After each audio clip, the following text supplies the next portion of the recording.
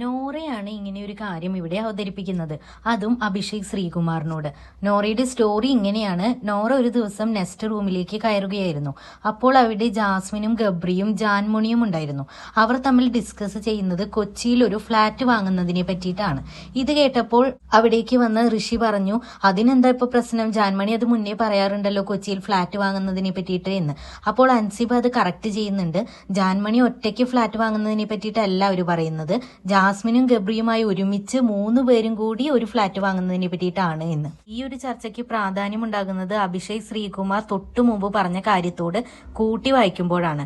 അതായത് അഭിഷേക് പറഞ്ഞിട്ടുണ്ട്, ജാസ്മിനും ഗബ്രിയും പിന്നെ വേറൊരാളും കൂടെ ഒരു ട്രയാങ്കിൾ ലവ് ഇവിടെ മുന്നേ പ്ലാൻ ചെയ്താണ് വന്നത്. പിന്നീട് ഈ മൂന്നാമത്തെ ആൾ ഇവരിൽ നിന്ന് വിട്ടുപോവുകയും അങ്ങനെ ഇതൊരു ജാബ്രി കഥയായി ഒതുങ്ങുകയും ചെയ്തു എന്നാണ് അഭിഷേക് ശ്രീകുമാർ പറയുന്നത്. എന്നാൽ ഈ മൂന്നാമത്തെ ആളുടെ പേര് അഭിഷേക് ശ്രീകുമാർ ഇപ്പോഴും വ്യക്തമാക്കിയിട്ടില്ല.